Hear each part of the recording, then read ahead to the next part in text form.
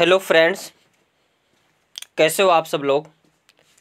तो फ्रेंड्स, आज का ये जो सेशन होने वाला है, साइंस का तीसरा सेकंड जो है सेशन है। कौन सा है? साइंस का तीसरा सेशन है। और ये मैराथन का भी तीसरा सेशन है साइंस के। इसके पहले हमने एक वीडियो जो है बायोलॉजी का पूरा कंप्लीट मैराथन दिया है, और दूसरा जो है वीडियो हमने फिजिक्स का पूरा कंप्लीट दे दिया है। जो सीटेट के लिए एनसीईआरटी से क्वेश्चन बनते हैं, वही जस्ट एनसीईआरटी जो हमने उसमें कंटेंट जो एनसीईआरटी का ही है, तो वहाँ से देख करके एग्ज़ाम में ज़रूर एक बार उसको देख करके एग्ज़ाम में ज़रूर जाएं। और वहाँ से 100% श्योर है कि जो भी कंटेंट मिलेगा, यानी जो भी डाटा वहाँ पे मिलेगा वहीं से मिलेगा। और उसी का आज जो है तीसरा सेशन होने वाला है। कौन सा? तीसरा, जो केमिस्ट्री के मैराथन पर होने वाला। किस पर होने वाला है? केमिस्ट्री यानी रसायन विज्ञान के मैराथन पर होने वाला है। अगर साइंस में कितने लोगों को तो ये कन्फ्यूजन रहती है, साइंस के में लेवल में पूछा जाता है। अरे सिंपल सी बात है, 1 से 5 तक ईवीएस पूछा जाता है और 6 से 8 तक साइंस पूछी जाती है। यानी जो व्यक्ति सेकंड पेपर देने वाला होगा उसके लिए जो साइंस पोर्शन पढ़ना है। और ईवीएस का भी हम पूरा कंप्लीट मैराथन दे ही दिए हैं, और सीडीपी का तो दे ही रहे हैं, दिए हैं। तो इस प्रकार जो है इस यूट्यूब चैनल पर आपको जो सीटेट का जितने भी कॉन्सेप्ट या फिर जितने सब्जेक्ट होते हैं, इसमें सीडीपी, साइंस, ईवीएस, इन सभी को हिंदी का भी मैराथन ले लिया हूँ, और उसमें भी हिंदी पेडागोजी के नाम से है, उसको भी आप देख सकते हैं। उसके बाद मैथ के भी जो पेडागोजी पोर्शन ले लिए हैं, उसको भी आप देख सकते हैं। और इसी प्रकार जो है हम चीज़ों को कवर करेंगे। और इसमें जो हम एक सीरीज चल रही है, 60 ट्रिक की सीरीज या पॉजिटिव नेगेटिव की सीरीज, तो उसको देखना ना भूलें। और ये जो अंतिम दिनों में जैसे टेबलेट बैच होता है ना, टेबलेट बी कॉम्प्लेक्स, ऐसे ही ये जो है बैच जो अब लास्ट दिनों में टेबलेट बैच के नाम से चल रहा है, और उसमें टेबलेट वीडियोज लिखा गया है, उसको देख करके सार्टिक मतलब जो कभी नहीं पढ़ा है वो भी जो है इस सीटेट को पास कर सकता है। तो चलते हैं, देखते हैं आज के इस सेशन में हम रसायन विज्ञान यानी केमिस्ट्री के मैराथन, इसमें पूरा कंप्लीट जो है केमिस्ट्री के हर पॉइंट को हम कवर करेंगे। और हम बता दें, पढ़ने के लिए बहुत सारी चीज़ें हैं, लेकिन एग्ज़ाम देने में पास वही होता है जो सेलेक्टेड चीज़ें पढ़ता है। तो ठीक है, चलते हैं।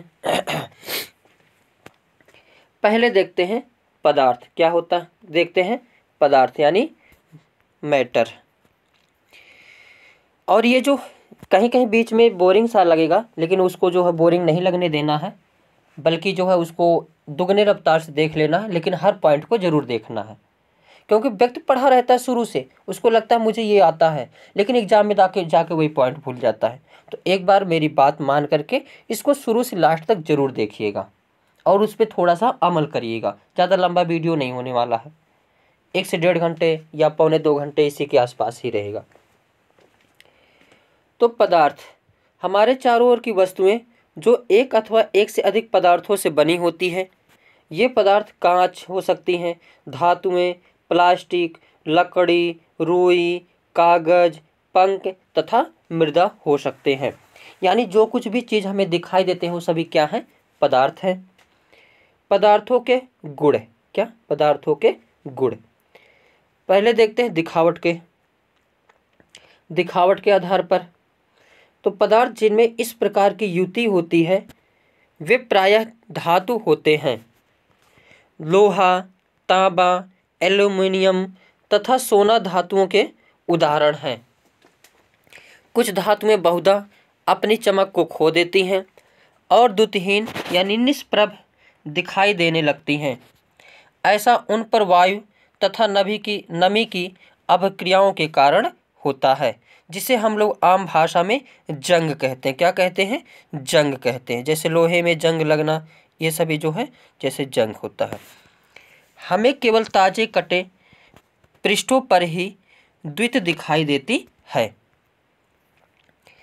कठोरता के आधार पर पदार्थ जिन्हें आसानी से संपीड़ित किया अथवा खरोचा जा सकता है कोमल पदार्थ कहलाते हैं, जबकि अन्य पदार्थ जिन्हें संपीड़ित करना कठिन होता है वे कठोर पदार्थ कहलाते हैं। जैसे लोहा कैसा है तो कठोर पदार्थ है, सोना कैसा है तो कठोर पदार्थ है, चांदी कैसा है तो कठोर पदार्थ है। यानी जिसको पीट पीट कर लंबा किया जा सके, जिसमें तन्यता का गुण पाया जाए, ये सभी क्या होते हैं, जो धातु होते हैं। आगे विलेय तथा अविलेय के आधार पर कुछ पदार्थ जल में पूर्णतः लुप्त हो गए अर्थात घुल गए यानी विलीन हो गए, ये पदार्थ जल में विलेय हैं। अन्य पदार्थ जल के साथ मिश्रित नहीं होते तथा काफ़ी समय तक गिलास में विलेड़ित करने पर भी जल में लुप्त नहीं होते। ये पदार्थ जल में अविलेय हैं। कुछ गैसें जल में विलेय हैं जबकि अन्य नहीं है। समानतः जल में कुछ गैसें थोड़ी मात्रा में विलीन होती हैं, जैसे उदाहरण के लिए जल में विलीन ऑक्सीजन गैस जल में रहने वाले जंतुओं एवं पादपों की उत्तरजीविता के लिए अत्यंत महत्वपूर्ण हैं। पारदर्शिता के आधार पर उन पदार्थों अथवा सामग्रियां जिनसे होकर वस्तुओं को देखा जा सकता है उन्हें पारदर्शी पदार्थ कहते हैं। कांच, जल, वायु तथा कुछ प्लास्टिक पारदर्शी पदार्थों का उदाहरण है। जैसा कि देख सकते हैं इसके अंदर जो है सिक्के रखे हुए हैं जो दिख रहे हैं, तो ये कौन से पदार्थ हो जाएंगे, पारदर्शी पदार्थ। कुछ ऐसे पदार्थ भी हैं जिनसे होकर आप वस्तुओं को नहीं देख सकते, इन पदार्थों को अपारदर्शी कहते हैं। लकड़ी, गत्ता, धातुएं अपारदर्शी पदार्थों के उदाहरण हैं। ऐसे पदार्थों जिनसे होकर वस्तुओं को देख तो सकते हैं परंतु बहुत स्पष्ट नहीं देखा जा सकता, उन्हें पारभासी कहते हैं या अल्प पारदर्शी कहते हैं, और जिससे एकदम नहीं दिखाई देता है उसे अपारदर्शी कहते हैं। आगे धातु और अधातु। धातुओं का गुण जिसके कारण उन्हें पीटकर शीट में परिवर्तित किया जा सकता है आघातवर्धनीयता कहलाता है। जैसे लोहे से कुदाल बना देना, फावड़ा बना देना, खुरपी बना देना, यानी जिसमें थोड़ा सा चादर के रूप में परिवर्तित किया जा सके, वह गुण क्या कहलाता है, आघातवर्धनीयता कहलाता है। ये धातुओं के अभिलाक्षणिक गुण हैं।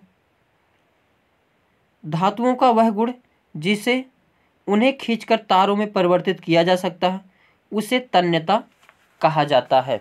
जैसे एल्युमिनियम, चांदी, सबसे लंबा जो है तार किससे खींचा जा सकता है तो सोना से।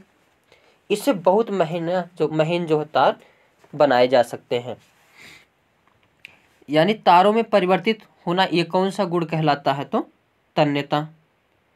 धातु गायन ध्वनियाँ उत्पन्न करते हैं, वे ध्वनिक कहलाते हैं।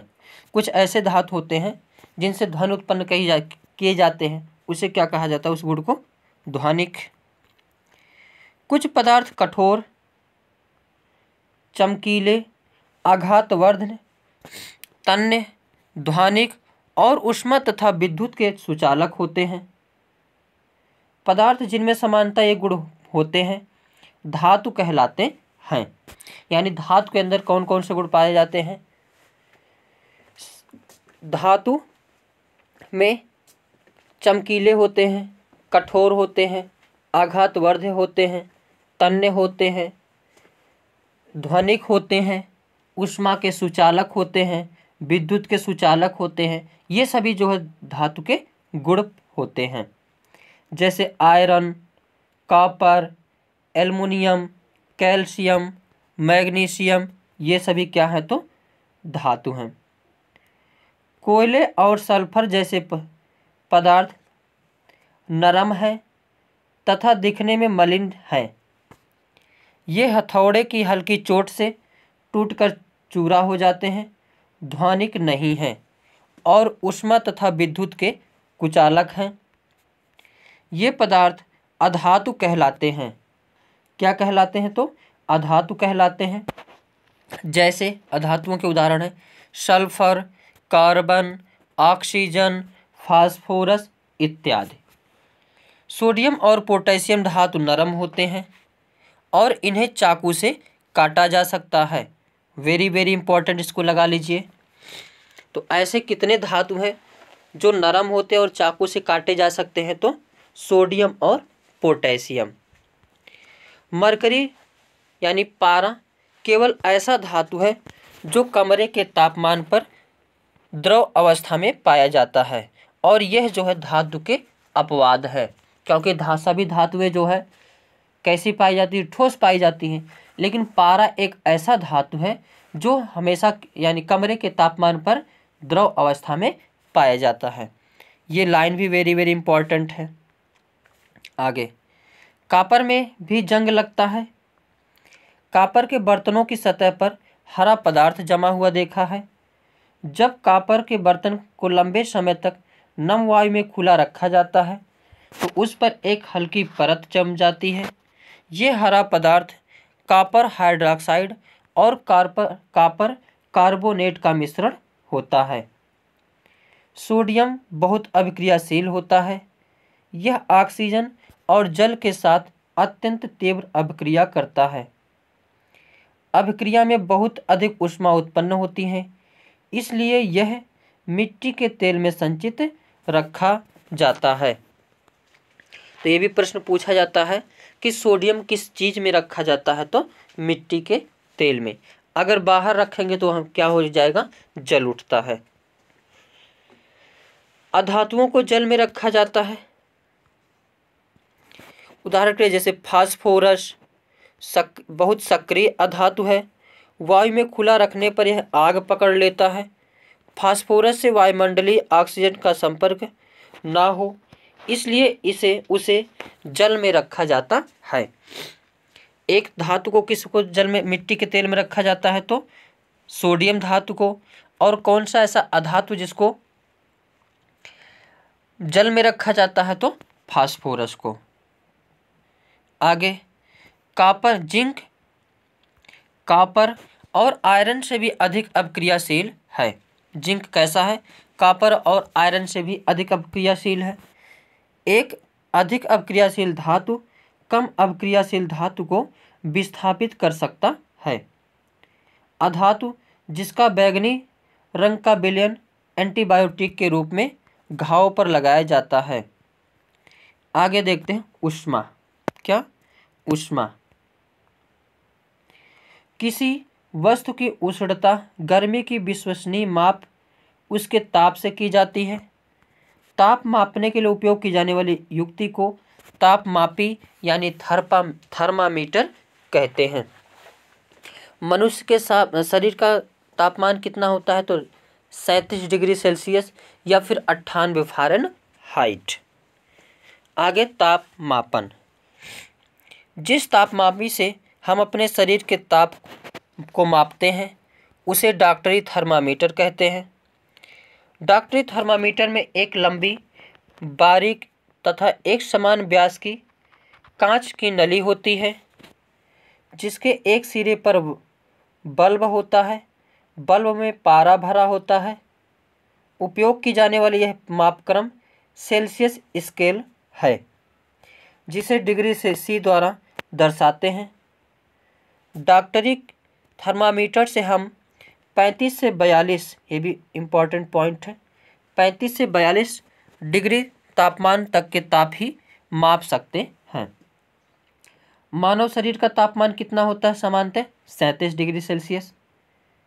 डॉक्टरी थर्मामीटर को केवल मानव शरीर का ताप मापने के लिए ही डिजाइन किया गया है।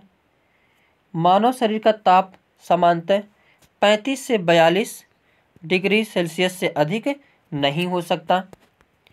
यही कारण है कि थर्मामीटर का परिसर 35 डिग्री सेल्सियस से 42 डिग्री सेल्सियस होता है।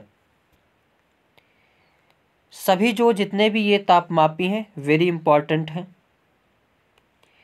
आगे है प्रयोगशाला तापमापी। अन्य वस्तुओं के ताप के लिए अन्य तापमापी काम में लाते हैं। ऐसा ही तापमापी प्रयोगशाला के तापमापी है। प्रयोगशाला तापमापी का परिसर 10 डिग्री सेल्सियस से 110 डिग्री सेल्सियस होता है। आगे देखते हैं ऊष्मा का स्थानांतरण। वास्तव में ऊष्मा सदैव गर्म वस्तु की अपेक्षा ठंडी वस्तु की ओर प्रवाहित होती है।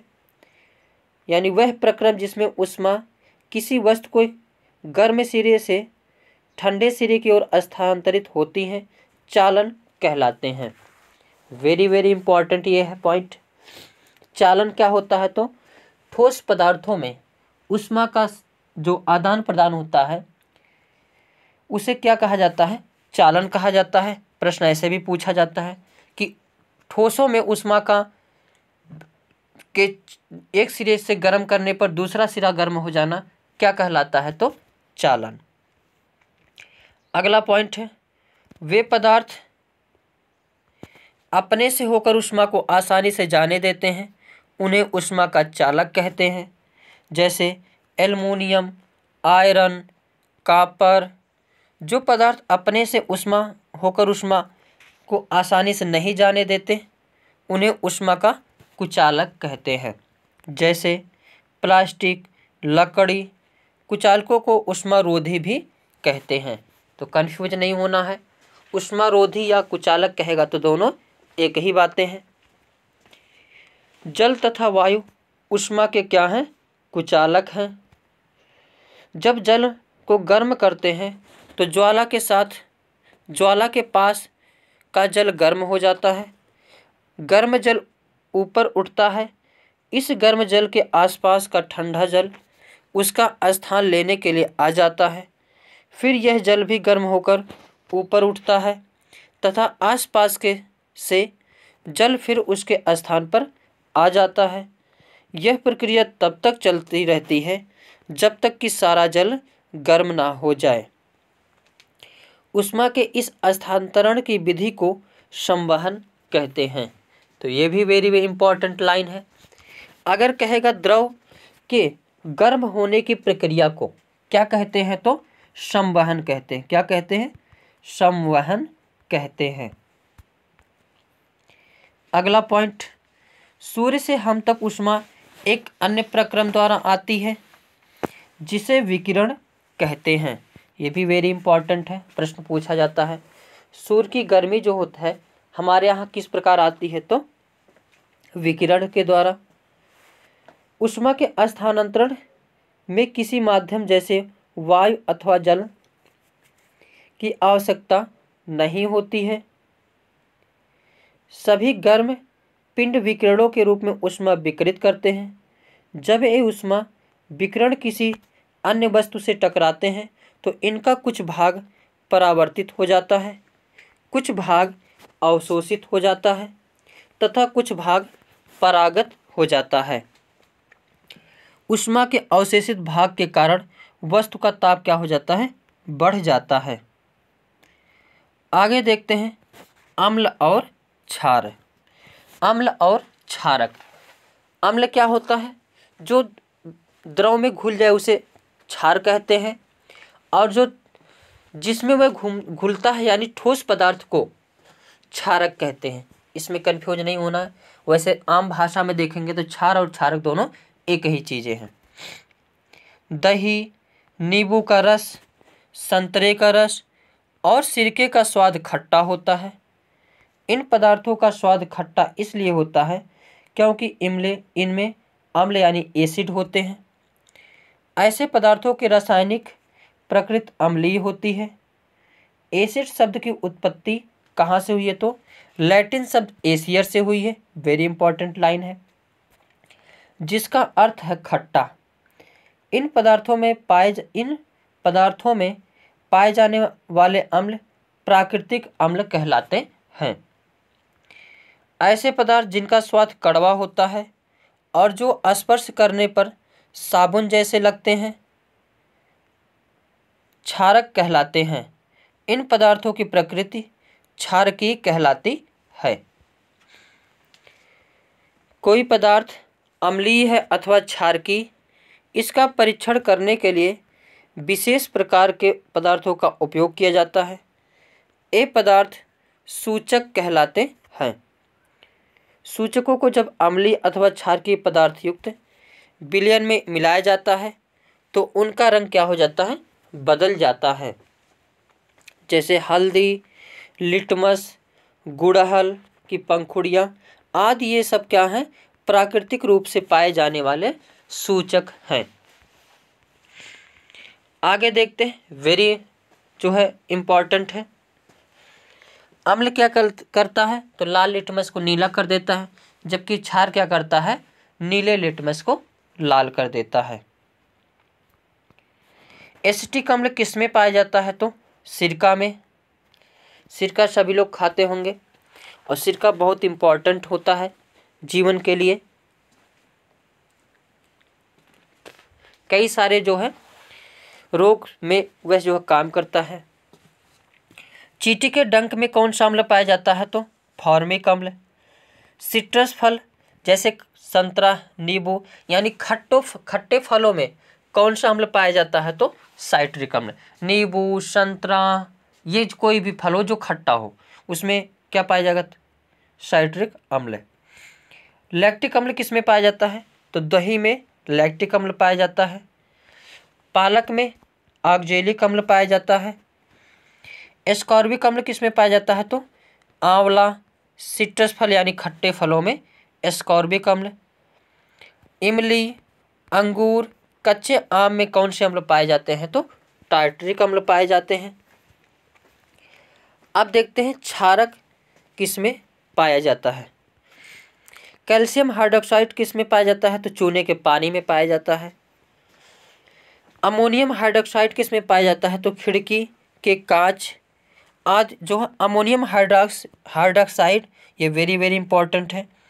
खिड़की के कांच आदि साफ करने के लिए उपयुक्त मार्जक। प्रश्न बहुत इंपॉर्टेंट पूछा जाता है कि खिड़की के कांच को साफ करने के लिए किस क्षार का प्रयोग किया जाता है, तो अमोनियम हाइड्रोक्साइड।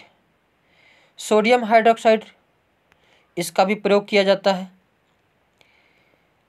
मैग्नीशियम हाइड्रोक्साइड ये कैसा होता है, तो दुधिया मैग्नीशियम होता है। आगे लिटमस।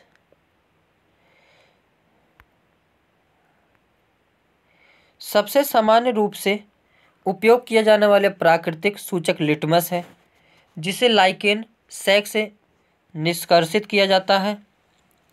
जब इसे अम्लीय विलयन में मिलाया जाता है तो यह लाल हो जाता है, और जब यह क्षार विलयन में मिलाया जाता है तो यह नीला हो जाता है।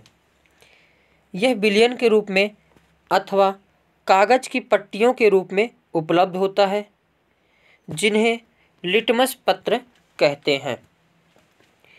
ऐसे विलयन जो लाल अथवा नीले लिटमस पत्र के रंग को परिवर्तित नहीं करते, उदासीन विलयन कहलाते हैं।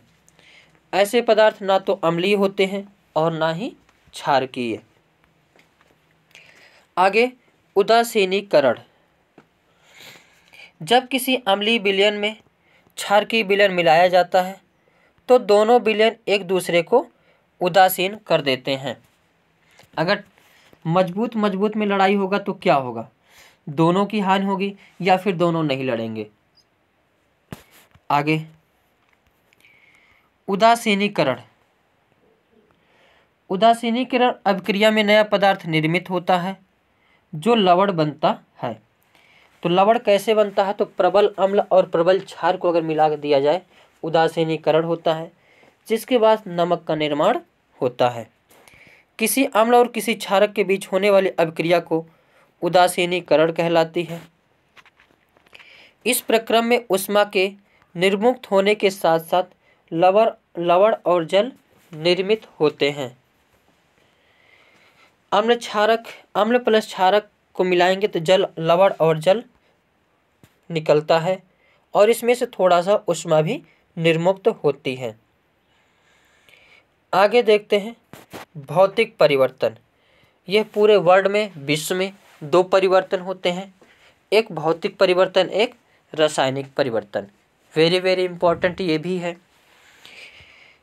भौतिक परिवर्तन क्या होता है? तो पदार्थ के आकार, आमाप, रंग और अवस्था जैसे गुण उसके भौतिक गुण कहलाते हैं। वह परिवर्तन जिसमें किसी पदार्थ के भौतिक गुणों में परिवर्तन हो जाता है तो भौतिक परिवर्तन कहलाता है। भौतिक परिवर्तन सामान्यतः उत्क्रमणीय होता है। ऐसे परिवर्तन में कोई नया पदार्थ नहीं बनता है। रासायनिक परिवर्तन क्या होते हैं? लोहे में जंग लगना एक ऐसा परिवर्तन है जिससे आप भली भांति परिचित हैं। यदि आप लोहे के टुकड़े को कुछ दिनों के लिए खुले में छोड़ दें तो इस पर भूरे रंग के पदार्थ का परत जम जाती है। इस पदार्थ को जंग कहलाता है और यह प्रक्रम जंग लगना कहलाता है। प्रश्न पूछा जाता है, जंग लगना कैसा परिवर्तन है? तो रासायनिक परिवर्तन। लोहे में जंग लगे हुए हो तो उसका भार बढ़ जाता है या कम हो जाता? तो बढ़ जाता है।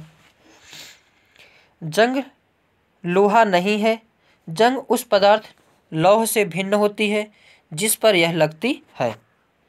वह परिवर्तन जिसमें एक अथवा एक से अधिक नए पदार्थ बनते हैं रासायनिक परिवर्तन कहलाता है। रासायनिक परिवर्तन को रासायनिक अभिक्रिया भी कहते हैं।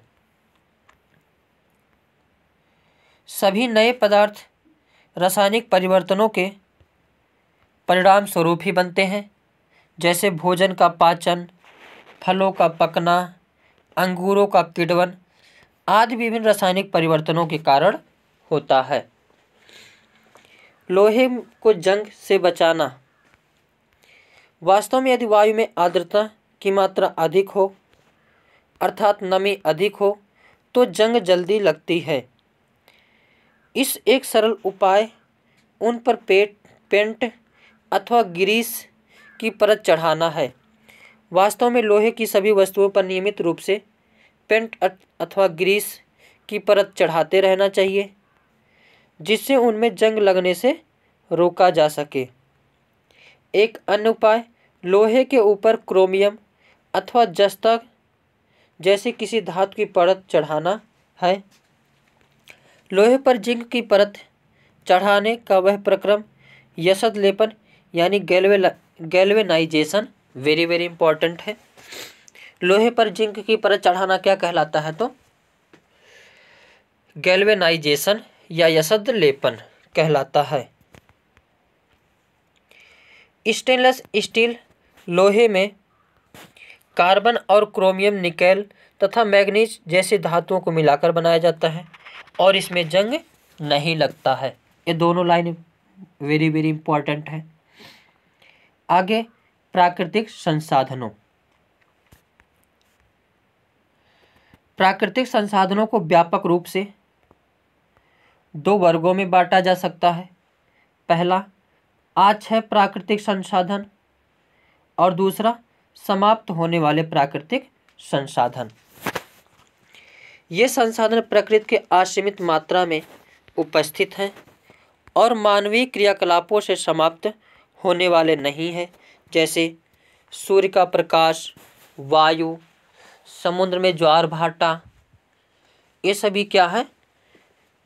अक्षय प्राकृतिक संसाधन है। समाप्त होने वाले प्राकृतिक संसाधन। प्रकृति में इन स्रोतों की मात्रा सीमित है। ये मानवीय क्रियाकलापों द्वारा समाप्त हो सकते हैं। इन संसाधनों के उदाहरण हैं वन्यजीव, खनिज, कोयला, पेट्रोलियम, प्राकृतिक गैस आदि। कोयले, पेट्रोलियम और प्राकृतिक गैसों जैसे कुछ समाप्त होने वाले प्राकृतिक संसाधनों, इनका निर्माण सजीव प्राणियों के मृत अवशेषों यानी जीवाश्मों से होता है, अतः इन्हें जीवाश्मी ईंधन कहते हैं। कोयला खाना पकाने हेतु उपयोग में आने वाले ईंधनों में कोयला एक है। पहले इसका उपयोग रेल इंजनों को चलाने के लिए भाप बनाने में होता था। इसका उपयोग तापीय शक्ति संयंत्रों में विद्युत उत्पन्न करने हेतु भी किया जाता है। कोयले का उपयोग विभिन्न उद्योगों में ईंधन के रूप में भी किया जाता है। उच्च दाब और उच्च ताप पर पृथ्वी के भीतर मृत पेड़ धीरे धीरे कोयले में परिवर्तित हो गए। कोयले में मुख्य रूप से कार्बन होता है। मृत वनस्पति के धीमे प्रक्रम द्वारा कोयले में परिवर्तन को कार्बनीकरण कहते हैं। सबसे शुद्ध कोयला कौन सा होता है? तो एंथ्रासाइड होता है। उससे कम शुद्ध बिटुमिनस होता है। उससे कम शुद्ध लिग्नाइट होता है। तो सबसे शुद्ध जो कोयला होता है एंथ्रासाइड, वह कहाँ पाया जाता है? तो जम्मू कश्मीर में पाया जाता है। आगे देखते हैं। वायु में गर्म करने पर कोयला जलता है और मुख्य रूप से कार्बन डाइऑक्साइड गैस उत्पन्न करता है। वेरी वेरी इंपॉर्टेंट लाइन है कि जो है कोयले को जलाने पर कौन सी गैस निकलती है? तो कार्बन डाइऑक्साइड। आगे देखते हैं कोक। यह एक कठोर सरद और काला पदार्थ है।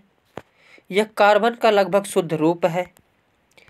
कोक का उपयोग इस्पात के औद्योगिक निर्माण और धातुओं के निष्कर्षण में किया जाता है। आगे देखते हैं कोलतार। Very very important. यह एक अप्रिय गंध वाला गाढ़ा द्रव होता है। यह लगभग 200 पदार्थों का मिश्रण होता है। कोलतार से प्राप्त उत्पादों का उपयोग प्रारंभिक पदार्थों के रूप में दैनिक जीवन में काम आने वाले विभिन्न पदार्थों के औद्योगिक निर्माण में तथा उद्योगों जैसे संश्लेषित रंग, औषधि, विस्फोटक सुगंध, प्लास्टिक, पेंट, फोटोग्राफिक सामग्री, छत निर्माण सामग्री आदि में होता है। आजकल पक्की सड़कों के निर्माण में कोलतार के स्थान पर पेट्रोलियम उत्पाद बिटुमेन का प्रयोग किया जाता है। आगे कोयला गैस। कोयले के प्रक्रमण द्वारा कोक बनाते हैं समय कोयला गैस प्राप्त होती है। यह कोयला प्रक्रमण संयंत्रों के निकट स्थापित बहुत से उद्योगों में ईंधन के रूप में उपयोग की जाती है। लंदन में 1810 ईस्वी में, न्यूयॉर्क में 1820 ईस्वी के आसपास कोयला गैस का उपयोग प्रथम बार सड़कों पर रोशनी के लिए किया गया था। आजकल इसका उपयोग रोशनी के बजाय ऊष्मा के स्रोत के रूप में किया जाता है। आगे पेट्रोलियम। भारी मोटर वाहनों के जैसे ट्रकों और ट्रैक्टरों को चलाने के लिए डीजल काम आता है। ये प्राकृतिक स्रोत से प्राप्त होते हैं जिसे पेट्रोलियम कहते हैं। पेट्रोलियम का निर्माण समुद्र में रहने वाले जीवों से हुआ। जब ये जीव मृत हुए, इनके शरीर समुद्र के पेंदे में जाकर जम गए और फिर रेत तथा मिट्टी की तहों द्वारा ढक गए। लाखों वर्षों में वायु की अनुपस्थिति, उच्च ताप और उच्च दाब ने मृत जीवों को पेट्रोलियम और प्राकृतिक गैस में परिवर्तित कर दिया। पेट्रोलियम गहरे रंग का तेली द्रव है। इसकी गंध अप्रिय होती है। यह विभिन्न संघटकों जैसे पेट्रोलियम गैस, पेट्रोल, डीजल, स्नेहक तेल, पैराफिन मोम आदि का मिश्रण होता है। पेट्रोलियम के विभिन्न संघटकों प्रभाजों को पृथक करने का प्रक्रम परिष्करण कहलाता है। यह कार्य पेट्रोलियम परिष्करणी में संपादित किया जाता है। आगे प्राकृतिक गैस। प्राकृतिक गैस एक बहुत महत्वपूर्ण जीवाश्म ईंधन है क्योंकि इसका परिवहन पाइपों द्वारा सरलतापूर्ण हो जाता है। प्राकृतिक गैस को उच्च दाब पर समेटित प्राकृतिक गैस सीएनजी के रूप में भंडारित किया जाता है। सीएनजी का उपयोग ऊर्जा उत्पादन हेतु किया जाता है। अब इसका उपयोग परिवहन वाहनों में ईंधन के रूप में किया जा रहा है, क्योंकि यह कम प्रदूषणकारी है। यह एक स्वच्छ ईंधन के रूप में भी है। आगे देखते हैं दहन। दहन रासायनिक प्रक्रम जिसमें पदार्थ ऑक्सीजन से अपक्रिया कर ऊष्मा देता है, दहन कहलाता है। जिस पदार्थ का दहन होता है वह दाह कहलाता है और इसे ईंधन भी कहते हैं। ईंधन ठोस, द्रव या गैस हो सकता है। कभी कभी दहन के समय ज्वाला के रूप में अथवा लौ के रूप में प्रकाश भी उत्पन्न होता है। गर्मियों के मौसम में बहुत अधिक गर्मी पड़ने पर कुछ स्थानों पर सूखी घास में आग पकड़ लेती है। घास से आग पेड़ों में फैलती है और जल्द ही पूरा जंगल आग की चपेट में आ जाता है। वह न्यूनतम ताप जिस पर कोई पदार्थ जलने लगता है उसका ज्वलन ताप कहलाता है। जिन पदार्थों में ज्वलन ताप बहुत कम होता है और ज्वाला के साथ सरलतापूर्वक आग पकड़ लेते हैं, ज्वलनशील पदार्थ कहलाते हैं। ज्वलनशील पदार्थों के उदाहरण हैं जैसे पेट्रोल, एल्कोहल, एलपीजी। एलपीजी का फुल फॉर्म है लिक्विड पेट्रोलियम गैस, यानी द्रवित पेट्रोलियम गैस। आगे देखते हैं दहन के प्रकार। गैस स्टोव को घुंडी यानी नाब घुमाकर गैस चालू कर दीजिए। आप देखते हैं कि गैस तेजी से जलने लगती है तथा ऊष्मा और प्रकाश उत्पन्न करती है। इस प्रकार का दहन तीव्र दहन कहलाता है। फास्फोरस जैसे कुछ पदार्थ हैं जो कमरे के ताप पर वायु में जल उठते हैं। इस प्रकार दहन जिसमें पदार्थ बिना किसी प्रत्यक्ष कारण के अचानक लपटों के साथ जल उठता है, स्वतः दहन कहलाता है। ज्वाला। ज्वाला लौ दहन का दिखाई देने वाला गैसीय अवयव है। यह अत्यधिक ऊष्मा क्षेपित दहन क्रियाओं में दिखता है। सोने और चांदी को पिघलाने के लिए सुनार धातु की फूंकनी से ज्वाला के सबसे बाहरी भाग को उस पर फूंकते हैं। ये पूर्ण दहन बाह्य क्षेत्र है और सबसे गर्म भाग यही होता है और कम गर्म बीच वाला भाग होता है। कौड़ा तापते हैं सब लोग और उसमें पैर डाल देंगे, जलेगा नहीं। लेकिन कभी ऐसा देखना आग पूरी जल रहे हो और उसके यहाँ पर पैर रखिए, तुरंत जल जाता है, धड़ाक से हटाते हैं सब लोग। आगे ईंधन क्षमता। ईंधन के 1 ग्राम के पूर्ण दहन से प्राप्त ऊष्मा ऊर्जा की मात्रा उसका ऊष्मीमान कहलाती है। ईंधन के ऊष्मीमान को किलो जूल प्रति किलोग्राम इसका मात्रक द्वारा प्रदर्शित किया जाता है।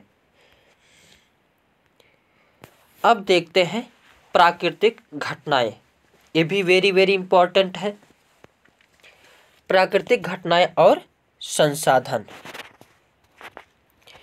Natural phenomena and resource. पहले देखते हैं तंतु। तंतु तागे की दिखाई देने वाली पतली लड़ियां भी और अधिक पतली लड़ियों से मिलकर बनी होती हैं, जिन्हें तंतु कहते हैं। वस्त्र तागों या धागों से मिलकर बनते हैं तथा तागे भी आगे तंतुओं से मिलकर बनते हैं। कुछ वस्त्रों जैसे सूती, जूट, रेशमी तथा ऊनी के तंतु पादपों तथा जंतुओं से प्राप्त होते हैं। इन्हें प्राकृतिक तंतु कहते हैं। ऊन तथा रेशम तंतुओं से प्राप्त होते हैं। ऊन भेड़ तथा बकरी के अर्जित ऊन से प्राप्त होती है।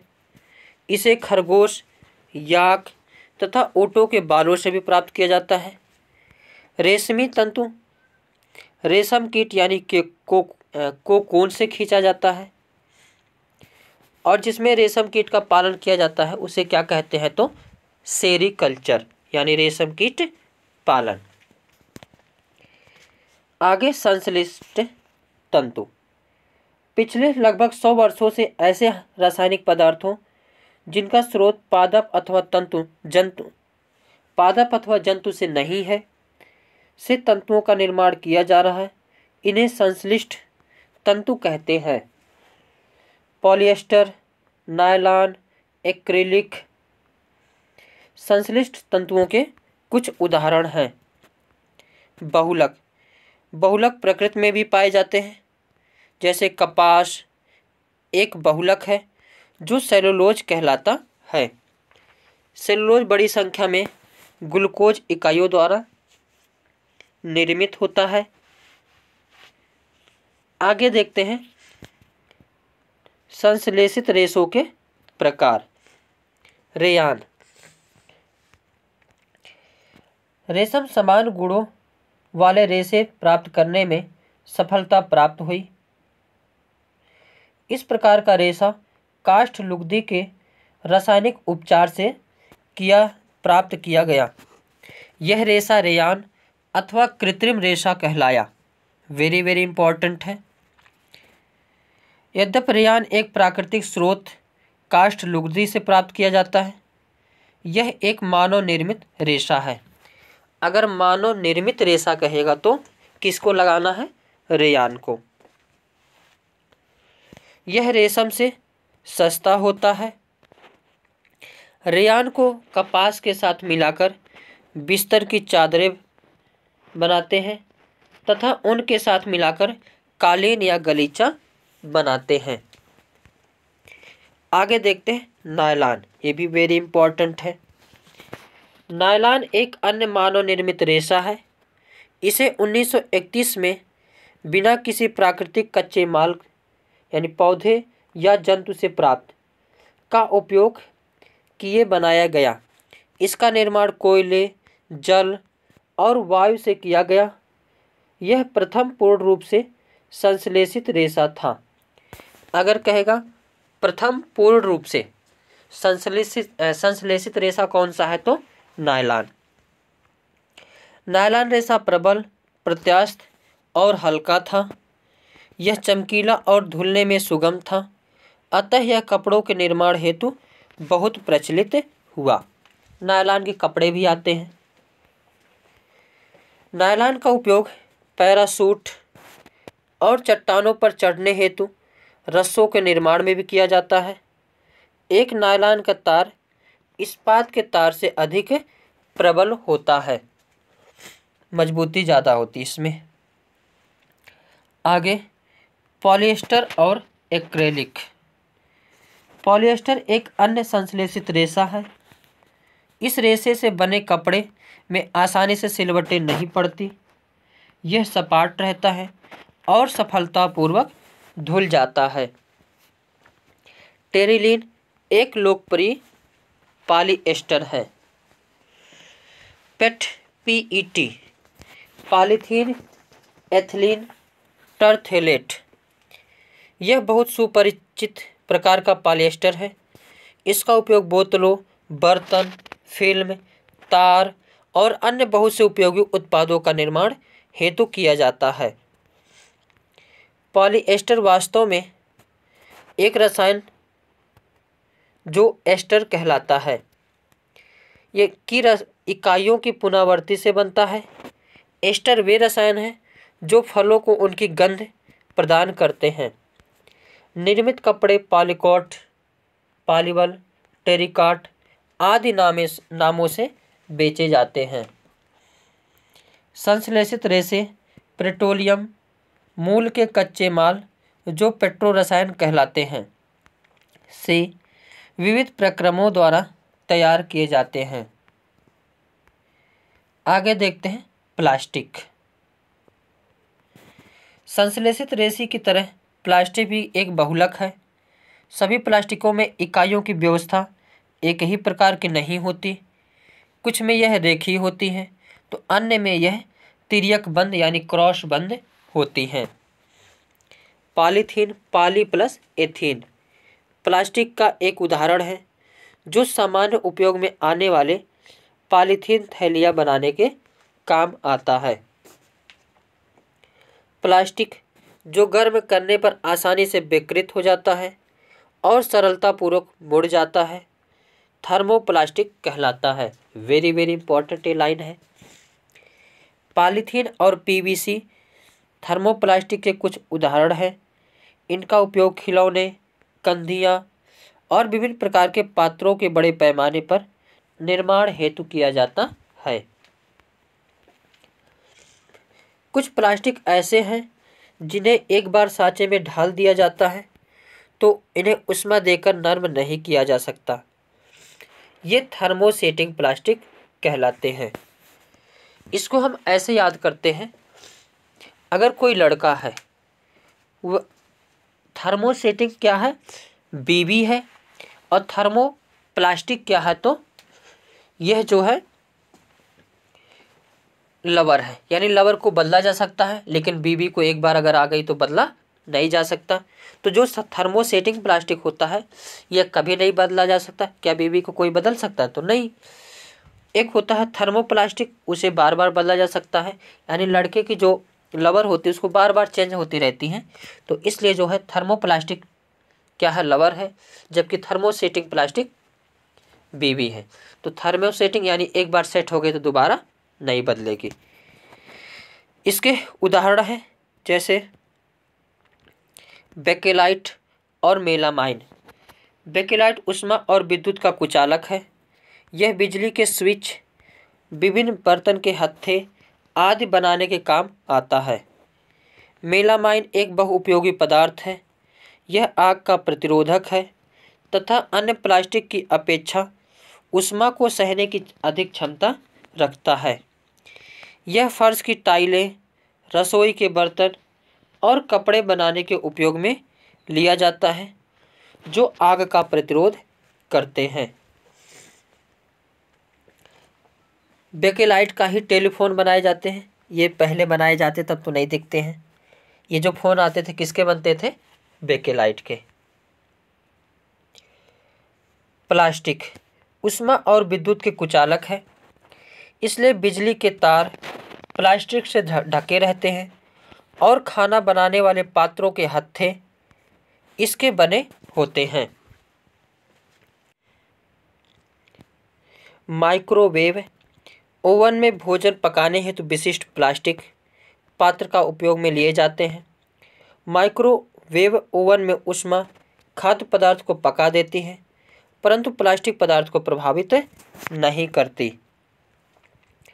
टेफ्लॉन एक विशिष्ट प्लास्टिक है जिस पर तेल और जल चिपकता नहीं है। यह भोजन पकाने के पात्र पर न चिपकने वाली परत के लगाने के काम आती है। आगे पादप तंतु जैसे रुई। कपास के पौधे वहाँ उगाए जाते हैं जहाँ की मृदा काली हो और जलवायु उष्ण हो, इसलिए काली मिट्टी को कपासी मिट्टी भी कहते हैं। कपास पादप के फल यानी कपास गोलक लगभग नींबू के माप के होते हैं। कपास बालों से कपास को हस्तचयन द्वारा प्राप्त किया जाता है। इसके पश्चात कपास से बीजों को ककंतन द्वारा पृथक किया जाता है। इस प्रक्रिया को कपास ओटना कहते हैं। आगे जूट। जूट यानी पटसन को तंतु को पटसन पादप के तने से प्राप्त किया जाता है। भारत में इसकी खेती वर्षा ऋतु में की जाती है। भारत में पटसन को प्रमुख रूप से पश्चिम बंगाल, बिहार और असम में उगाया जाता है। एक होते हैं जांतौ रेशे यानी जंतु से, जैसे ऊन, भेड़, बकरी, याक और कुछ अन्य जंतुओं से ऊन प्राप्त की जाती है। ऊन प्रदान करने वाले इन जंतुओं के शरीर बालों से ढके होते हैं। बालों के बीच अधिक मात्रा में वायु आसानी से भर जाती है। वायु ऊष्मा की कुचालक होती हैं। हमारी ही तरह भेड़ की रोएदार त्वचा पर दो प्रकार के रेशे प्राप्त होते हैं, दाढ़ी के रूखे बाल और त्वचा के निकट अवस्थित तंतुरूपी मुलायम बाल। तंतुरूपी मुलायम बाल यानी कर्तिन ऊन बनाने के लिए रेशे प्रदान करते हैं। भेड़ों की कुछ नस्लों में केवल तंतुरूपी मुलायम बाल ही होते हैं। बाजार में सामान्य रूप से उपलब्ध ऊन भेड़ की ऊन ही होती है। याक की ऊन तिब्बत और लद्दाख में प्रचलित है। बकरी के बालों से भी ऊन प्राप्त की जाती है।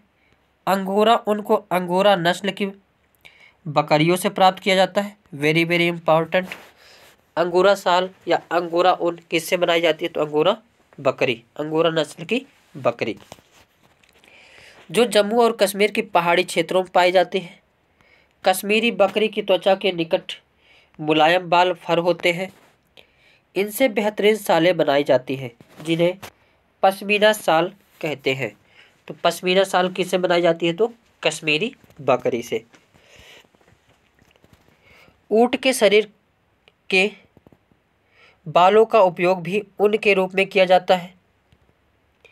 दक्षिण अमेरिका में पाए जाने वाले लामा और एल्पेका से भी ऊन प्राप्त होते हैं। आगे देखते हैं रेशम। रेशम यानी सिल्क के रेशे भी जानतो रेशे होते हैं। रेशम के कीट रेशम के फाइबरों को बनाते हैं। रेशम प्राप्त करने के लिए रेशम के कीटों को पालना यानी रेशम कीट पालन यानी सेरीकल्चर कहलाता है।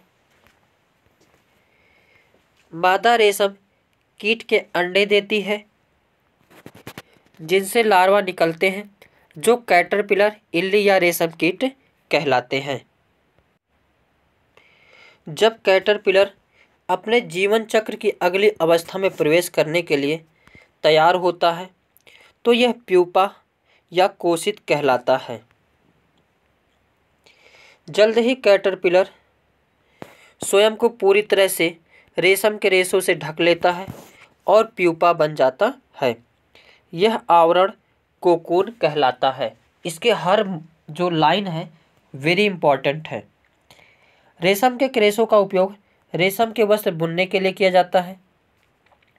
सामान्यतः रेशम कीट शहतूत रेशम कीट हैं। इस कीट के कोकून से प्राप्त होने वाला रेशम फाइबर मृदु, चमकदार और लचीला होता है तथा इसे सुंदर रंगों से रंगा जा सकता है। कोकून से रेशम तक।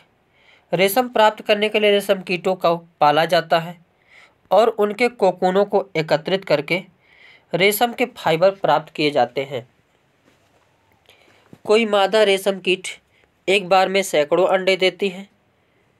रेशम फाइबर प्राप्त करने के लिए कोकूनों को बड़ी ढेरी का उपयोग किया जाता है। रेशम के रूप में उपयोग के लिए कोकून में से रेशे निकालने के पश्चात उनसे धागे बनाने की प्रक्रिया रेशम की रीलिंग कहलाती है। ये समझो बहुत अजीब तरह से बनते हैं कि छोटे छोटे बच्चों को खोलते हुए पानी में जो है करके मार दिए जाते हैं, उसके बाद रेशम निकाले जाते हैं।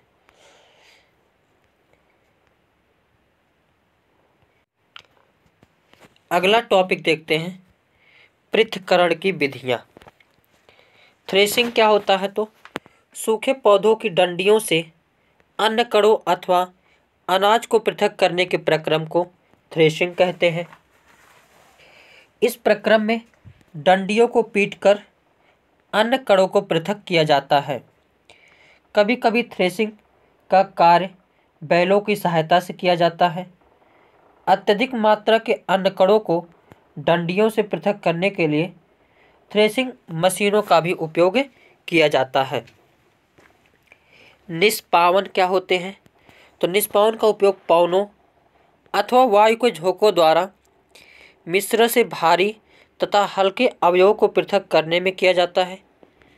इस प्रकार पृथक करने की विधि निष्पावन कहलाती है। आगे है अवसादन, निस्तारण तथा निस्यंदन।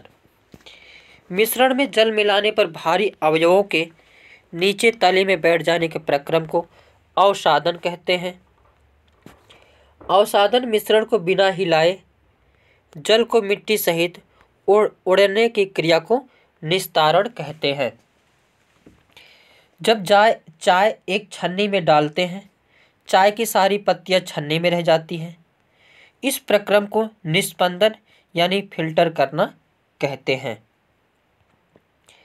यही सिद्धांत ऐसे द्रवों को मिश्रण को पृथक करने में भी उपयोग में लाया जाता है जो आपस में मिश्रित नहीं होते, जैसे तेल, जल को उनके मिश्रण से इसी विधि द्वारा पृथक किया जाता है। आगे देखते हैं वाष्पन। वाष्पन क्या है? जल को उसके वाष्प में परिवर्तन करने की प्रक्रिया को वाष्पन कहते हैं। जहाँ पर जल होता है, वाष्पन की प्रक्रिया निरंतर होती रहती है। समुद्र के जल में अत्यधिक मात्रा में लवण मिश्रित होते हैं। इन्हीं लवणों में से एक लवण सागर, एक लवण साधारण नमक है। सूर्य के प्रकाश से जल गर्म होकर वाष्पन द्वारा धीरे धीरे वाष्प में बदलने लगता है। कुछ समय बाद सारा जल वाष्पित हो जाता है तथा ठोस लवण नीचे बच जाते हैं। इन लवणों के मिश्रण का शोधन करके साधारण नमक प्राप्त किया जाता है। जब भाप बर्फ से ठंडी की गई प्लेट के संपर्क में आती है तो वह संघनित होकर द्रव जल बन जाती है। प्लेट के नीचे बूंद बूंद होकर गिरने लगती है। यह जल संघनन द्वारा भाप बनता है। जल वाष्प से उसकी द्रव अवस्था में परिवर्तन होने की प्रक्रिया को संघनन कहते हैं। Very important. तो द्रव से अगर वाष्प से द्रव में परिवर्तित होना क्या कहलाता है? तो संघनन कहलाता है। आगे जल। पृथ्वी का 2/3 भाग जल से घिरा हुआ है। इस जल का अधिकांश भाग समुद्रों और महासागरों में है। समुद्रों और महासागरों के जल में बहुत से लवण घुले होते हैं जिससे जल खारा होता है। इसलिए यह पीने के लिए अनुपयुक्त तथा अन्य घरेलू, कृषि तथा उद्योगों की आवश्यकता की पूर्ति के लिए उचित नहीं है। पौधों द्वारा जल की क्षति। 1 किलोग्राम गेहूं देने वाले गेहूं के पौधों से वाष्पोत्सर्जन द्वारा कितने जल की क्षति होती है, उसने पता लगाया कि यह क्षति लगभग 500 लीटर है, जो कि अनुमानतः बड़े आकार की 25 बाल्टियों में भरे जल के बराबर है। बादल। गिलास की बाहरी सतह पर जल की बूंदें कहाँ से आती हैं? बर्फयुक्त जल से भरे गिलास की बाहरी सतह बाहर की ठंडी हवा को ठंडा कर देती है और जलवाष्प गिलास की सतह पर संघनित हो जाती है। जल को पृथ्वी के पृष्ठ पर पुनः वापस लाने में संघनन प्रक्रम की एक महत्वपूर्ण भूमिका होती है। छोटी छोटी जल की बूंदें, जिन्हें जल कणिका कहते हैं, में परिवर्तित हो जाता है। यही छोटी जल कणिकाएं जो वायु में तैरती रहती हैं, हमें बादलों के रूप में दिखाई देती हैं। इस प्रकार बनी हुई बहुत सी जल कणिकाएं आपस में मिलकर एक बड़े आमाप की जल की बूंदें बनाती हैं। इनमें से कुछ जल की बूंदें इतना भारी हो जाती हैं कि वे नीचे की ओर गिरने लगती हैं। इन गिरती हुई बूंदों को ही हम वर्षा कहते हैं। विशेष परिस्थितियों में यह ओले या हिम के रूप में भी गिर सकती हैं, जैसे ठंडी में। इस प्रकार वाष्पन तथा वाष्पोत्सर्जन द्वारा जल वायु में चला जाता है, बादल बनते हैं और वर्षा, ओले तथा हिम के रूप में जल पुनः धरती पर वापस आता है। भारी वर्षा। भारी वर्षा से नदियों, झीलों तथा तालाबों का जल स्तर बढ़ सकता है। ऐसा होने पर जल एक बड़े क्षेत्र में फैलकर बाढ़ का कारण बन सकता है। यह खेतों, वनों, गांवों और शहरों को जलमग्न कर सकता है। वर्षा जल भी झीलों, तालाबों को भर देता है। वर्षा के जल कुछ भाग भूमि द्वारा सोख लिया जाता है और मृदा में विलुप्त हुआ प्रतीत होता है। इस जल का कुछ भाग वाष्पन तथा वाष्पोत्सर्जन द्वारा वापस वायु में चला जाता है। शेष जल धीरे धीरे भूमि के नीचे रिसता रहता है। इस जल का अधिकांश भाग हमें भूमि जल या भीम जल के रूप में उपलब्ध हो जाता है। कुओं तथा भरण भौम जल से ही होता है। भूमि की सतह पर वर्षा रूपी जल ओलों तथा हिम के रूप में महासागरों में वापस पहुंच जाता है। जल के इस प्रकार चक्रण को जल चक्र कहते हैं। समुद्र तथा भूमि के बीच यह जल चक्र एक निरंतर प्रक्रम है। यह भूमि पर जल की आपूर्ति बनाए रखता है। वर्षा के जल संग्रहण। वर्षा के जल को एकत्र करना और उसका भंडारण करके बाद में प्रयोग करना जल की उपलब्धता में वृद्धि करने का एक उपाय है। इस उपाय द्वारा वर्षा का जल एकत्र करने को वर्षा जल संग्रहण कहते हैं। वर्षा जल संग्रहण का मूल मंत्र यह है कि जल जहाँ गिरे वहीं एकत्र कीजिए। ऐसे राजस्थान में करते हैं सभी लोग। आगे देखते हैं वायु। वायु का कोई रंग नहीं होता। हम इसके आर पार देख सकते हैं। यह पारदर्शी होती है। हमारी पृथ्वी वायु की एक पतली परत से घिरी हुई है। इस परत का विस्तार पृथ्वी की सतह से कई किलोमीटर ऊपर तक है। इसे वायुमंडल कहते हैं।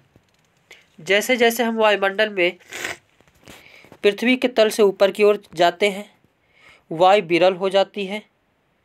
यह पर्वतारोही ऊंचे पर्वतों पर चढ़ते समय ऑक्सीजन की सिलेंडर अपने साथ ले जाते हैं। वायु किससे बनी है? वायु अनेक गैसों का मिश्रण है। आगे जलवाष्प। जब वायु किसी ठंडे पृष्ठ के संपर्क में आती है तो उसमें उपस्थित जलवाष्प ठंडी होकर संघनित हो जाती है तथा जल की बूंदें ठंडे पृष्ठ पर दिखाई देती हैं। प्रकृति में जल चक्र के लिए वायु में जलवाष्प का उपस्थित होना अनिवार्य है। आगे ऑक्सीजन। गिलास से ढकी मोमबत्ती इसलिए बुझ जाती है क्योंकि वायु का वह घटक जो मोमबत्ती के जलने में सहायक है वह सीमित नहीं है और मोमबत्ती के जलने से कुछ देर बाद समाप्त हो जाता है, जबकि दूसरी मोमबत्ती को लगातार वायु मिलती रहती है। वायु का वह घटक जो जलने में सहायक है वह ऑक्सीजन कहलाता है। और शरीर जीवों में भी ऊर्जा जिससे उत्सर्जन होती है वह जो है ऑक्सीजन से ही होती है। सबसे ज्वलनशील अगर कोई गैस है तो वह ऑक्सीजन ही है। आगे नाइट्रोजन।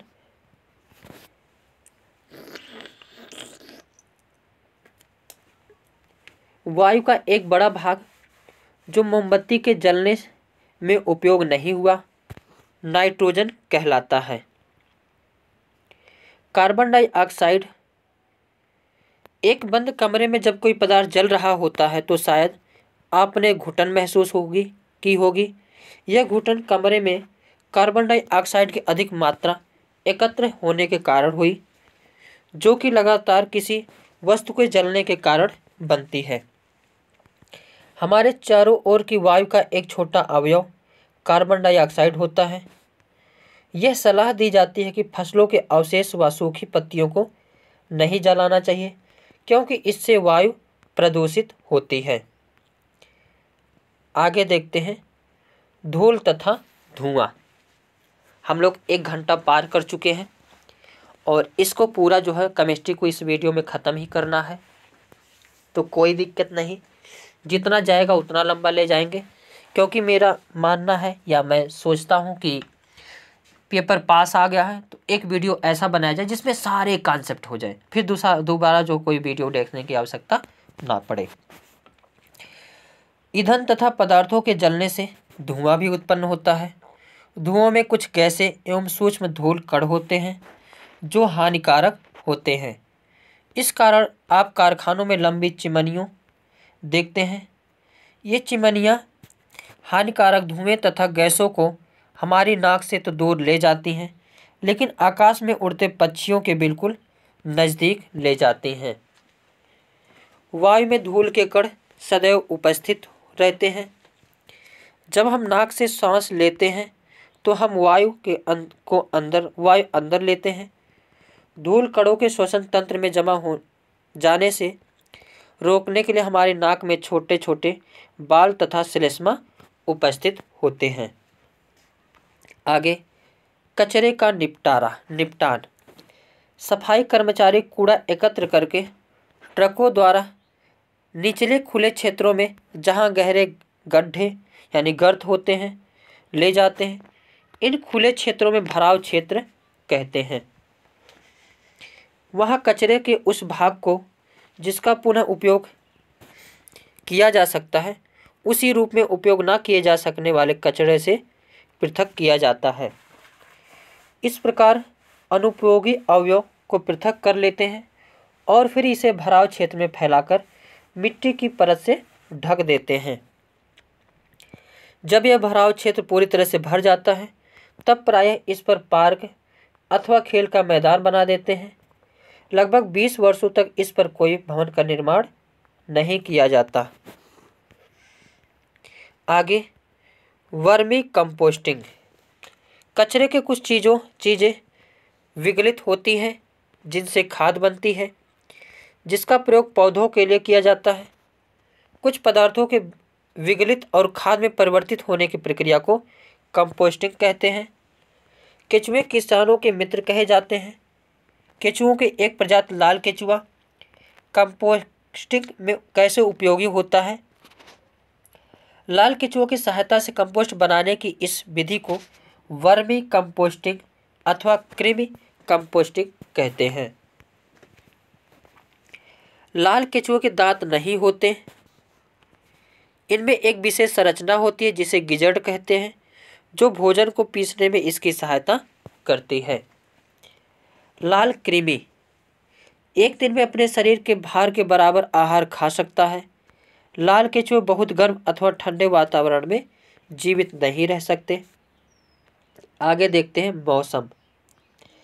किसी स्थान पर तापमान, आर्द्रता, वर्षा, वायुवेग आदि के संदर्भ में वायुमंडल की प्रतिदिन की परिस्थिति उस स्थान का मौसम कहलाती है। तापमान, आर्द्रता और अन्य कारक मौसम के घटक कहलाते हैं। वर्षा को वर्षामापी नापक यंत्र से मापा जाता है। यह मूल रूप से एक मापक सिलेंडर होता है जिससे ऊपर वर्षा जल को एकत्रित करने के लिए एक कीप लगी होती है। दिन का अधिकतम तापमान सामान्यतः अपराह्न में अर्थात दोपहर के बाद होता है, जबकि न्यूनतम तापमान सामान्यतः प्रायः यानी भोर में होता है। जलवायु किसी स्थान के मौसम की लंबी अवधि जैसे 25 वर्ष में एकत्रित आंकड़ों के आधार पर बना मौसम का पैटर्न उस स्थान की जलवायु कहलाता है। आगे देखते हैं जलवायु और अनुकूलन। ध्रुवीय क्षेत्र। ध्रुवीय क्षेत्रों में चरम जलवायु पाई जाती है। ये क्षेत्र सदैव बर्फ से ढके रहते हैं और यहाँ वर्ष के अधिकांश भाग में अत्यधिक सर्दी रहती है। ध्रुवों पर 6 महीने तक सूर्यास्त नहीं होता है और बाकी 6 महीने तक यहाँ सूर्योदय नहीं होता। सर्दियों में तापमान -37 डिग्री सेल्सियस तक हो जाता है।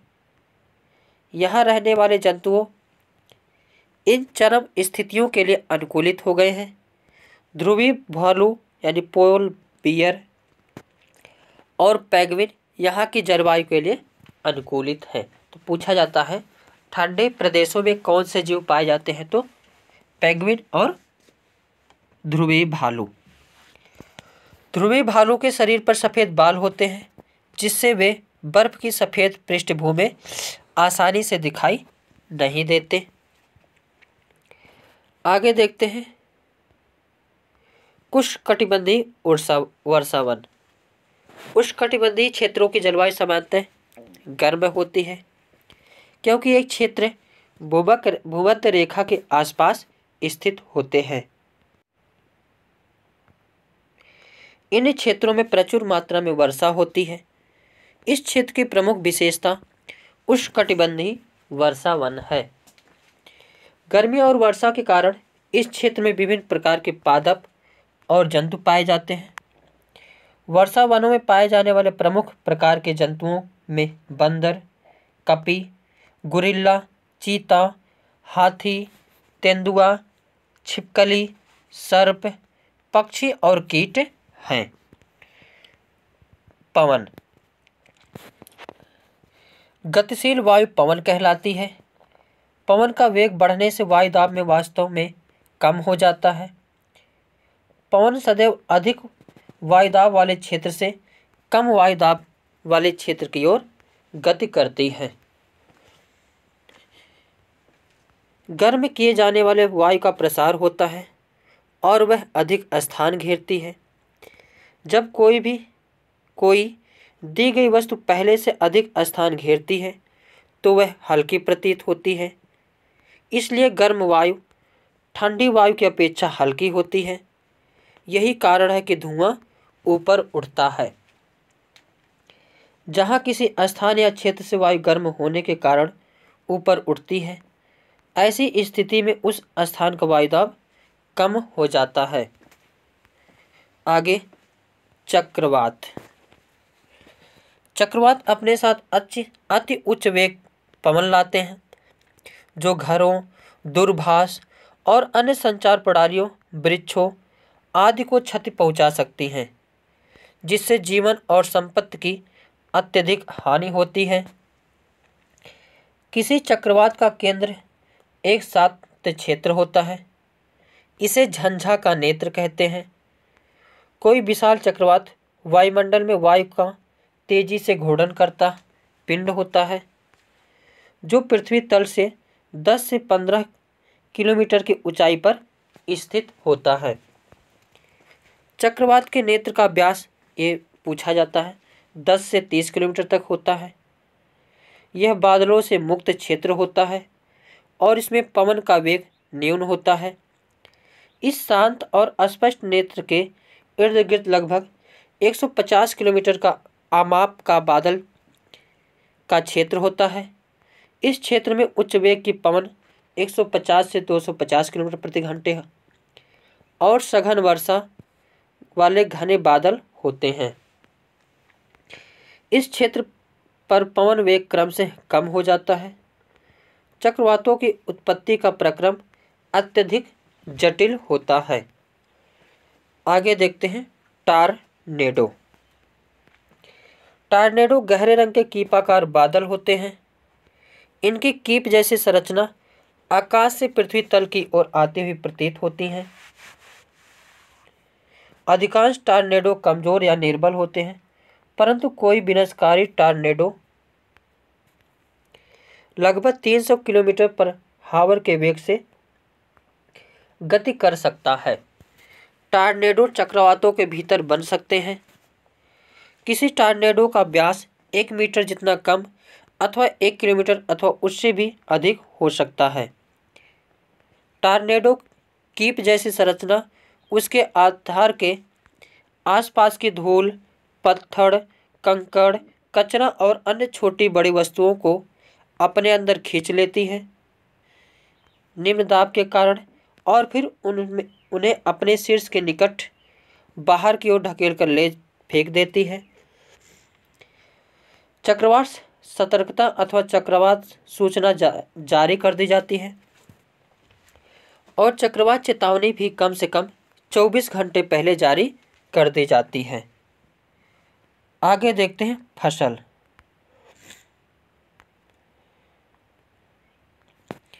फसल जब एक किस्म के पौधे की किसी स्थान पर बड़े पैमाने पर उगाए जाते हैं तो इसे फसल कहते हैं। जैसे गेहूं की फसल का अर्थ है कि खेत में उगाए जाने वाले सभी पौधे गेहूं के हैं। आगे देखते हैं खरीफ की फसल। वेरी वेरी इंपॉर्टेंट ये है। वह फसल जिन्हें वर्षा ऋतु में बोया जाता है खरीफ फसल कहलाती है। भारत में वर्षा ऋतु सामान्यतः जून से सितंबर तक होती है। धान, मक्का, सोयाबीन, मूंगफली, कपास इत्यादि खरीफ की फसलें हैं। आगे देखते हैं रबी की फसल। शीत ऋतु ब्रेक में अक्टूबर से मार्च तक में उगाई जाने वाली फसलें रबी फसलें कहलाती हैं। गेहूँ, चना, मटर, सरसों, अलसी जो इस समय बोए जा रहे हैं रबी की फसल है। याद कैसे करेंगे? रबी मतलब सूर्य। सूर्य की आवश्यकता कब होती है? ठंडी में, यानी ठंडी की फसल जो है रबी फसल कहलाती हैं। और ठंडी स्टार्ट कब से होती है? तो अक्टूबर से। तो ऐसे याद कर सकते हैं। आगे मिट्टी को तैयार करना। मिट्टी ही पौधे की वृद्धि में सहायक है। इसे उलटने पलटने और पोला करने से पोषक पदार्थ ऊपर आ जाते हैं और पौधे इन पोषक पदार्थों का उपयोग कर सकते हैं। मिट्टी को उलटना पलटना एवं पोला करना फसल उगाने के लिए अत्यंत महत्वपूर्ण है। मिट्टी को उलटने पलटने पर एवं पोला करने की प्रक्रिया जुताई कहलाती है। इसे हल चलाकर करते हैं। बुआई। बुआई फसल उत्पादन का सबसे महत्वपूर्ण चरण है। बोने से पहले अच्छी गुणवत्ता वाले साफ एवं स्वस्थ बीजों का चयन किया जाता है। किसान अधिक उपज देने वाले बीजों को प्राथमिकता देता है। आगे उर्वरक एवं खाद। वे पदार्थ जिन्हें मिट्टी में पोषक स्तर बनाए रखने के लिए मिलाया जाता है उन्हें खाद एवं उर्वरक कहते हैं। खाद एक कार्बनिक यानी जैविक पदार्थ है जो कि पौधों या जंतु अपशिष्ट से प्राप्त होती है। आगे उर्वरक रासायनिक पदार्थ हैं जो विशेष पोषकों से समृद्ध होते हैं।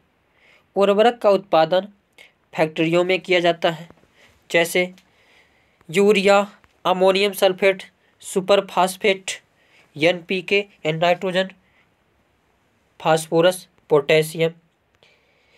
इनके उपयोग से किसानों को गेहूं, धान, मक्का जैसी फसलों की अच्छी उपज प्राप्त करने में सहायता मिली है। उर्वरक एक मानव निर्मित लवण है। खाद एक प्राकृतिक पदार्थ है जो गोबर एवं पौधों के अवशेष से के विघटन से प्राप्त होता है। खाद खेतों में बनाई जा सकती है।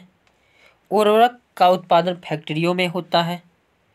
खाद से मिट्टी को ह्यूमस प्रचुर मात्रा में प्राप्त होती है। उर्वरक से मिट्टी को ह्यूमस प्राप्त नहीं होती। खाद में पादप यानी पोषक तुलनात्मक रूप से कम होते हैं। उर्वरक में पादप पोषक जैसे नाइट्रोजन, फास्फोरस तथा पोटेशियम प्रचुर मात्रा में होते हैं। आगे खरपतवार से सुरक्षा। खेत में कई अन्य अवांछित पौधे प्राकृतिक रूप से फसल के साथ उग जाते हैं। इन अवांछित पौधों को खरपतवार कहते हैं। वेरी इंपॉर्टेंट ये भी लाइन है। खरपतवार हटाने को निराई कहते हैं। निराई आवश्यक है क्योंकि खरपतवार जल, पोषक, जगह और प्रकाश की स्पर्धा कर फसल की वृद्धि पर प्रभाव डालते हैं। कुछ खरपतवार कटाई में भी बाधा डालते हैं तथा मनुष्य एवं पशुओं के लिए विषैले हो सकते हैं। रसायनों का उपयोग से भी खरपतवार नियंत्रण किया जाता है, जिन्हें खरपतवार नाशी कहते हैं। 2,4-D यह एक प्रकार का खरपतवार नाशी है। खेतों में इनका छिड़काव किया जाता है जिससे खरपतवार पौधे मर जाते हैं, परंतु फसल की कोई हानि नहीं होती। किसान अपनी फसल उत्पादन का भंडारण जूट के बोरों, धातु के बड़े पात्र में करते हैं। परंतु बीजों का बड़े पैमाने पर भंडारण साइलो और भंडार गृहों में किया जाता है, जिससे उनको पीड़कों जैसे कि चूहे एवं कीटों से सुरक्षित रखा जा सके। नीम की सूखी पत्तियां घरों में अनाज के भंडारण में उपयोग की जाती हैं। बड़े भंडार गृहों में अनाज को पीड़कों एवं सूक्ष्म जीवों से सुरक्षित रखने के लिए रासायनिक उपचार किया जाता है। पौधों एवं जंतुओं का संरक्षण। वनोन्मूलन एक बहुत बड़ा खतरा बन गया। वनोन्मूलन का अर्थ है वनों को समाप्त करने में प्राप्त भूमि अथवा अन्य कार्यों में उपयोग करना। वनोन्मूलन से पृथ्वी पर ताप एवं प्रदूषण के स्तर में वृद्धि होती है। इससे वायुमंडल में कार्बन डाइऑक्साइड का स्तर बढ़ता है। भौम जल स्तर का भी निम्नीकरण हो जाता है। उन्हें पता है कि वनोन्मूलन से प्राकृतिक संतुलन भी प्रभावित होता है। पृथ्वी के ताप में वृद्धि के जलचक्र का संतुलन बिगड़ता है और वर्षा दर में कमी आती है, जिसके कारण सूखा पड़ता है। मृदा के गुणों में परिवर्तन आने का मुख्य कारण वनोन्मूलन ही है। आगे, वन एवं वन प्राणियों का संरक्षण। जैवमंडल पृथ्वी का वह भाग है जिसमें सजीव पाए जाते हैं अथवा जो जीवन यापन योग्य है। जैव विविधता का अर्थ है पृथ्वी पर पाए जाने वाले विभिन्न जीवों की प्रजातियों, उनके पारस्परिक संबंध एवं पर्यावरण से उनका संबंध। वनस्पति जात और प्राणी जात और उनके आवासों के संरक्षण हेतु संरक्षित क्षेत्र चिन्हित किए गए हैं, जिन्हें वन्य जीव अभयारण्य, राष्ट्रीय उद्यान, जैवमंडल आरक्षित क्षेत्र कहते हैं। वृक्षारोपण, कृषि, चारागाह, वृक्षों की कटाई, शिकार, खाल प्राप्त करने हेतु शिकार यानी पोचिंग इन क्षेत्रों में क्या होती है? निषिद्ध होती है। आगे देखते हैं वन्य जीव अभयारण्य।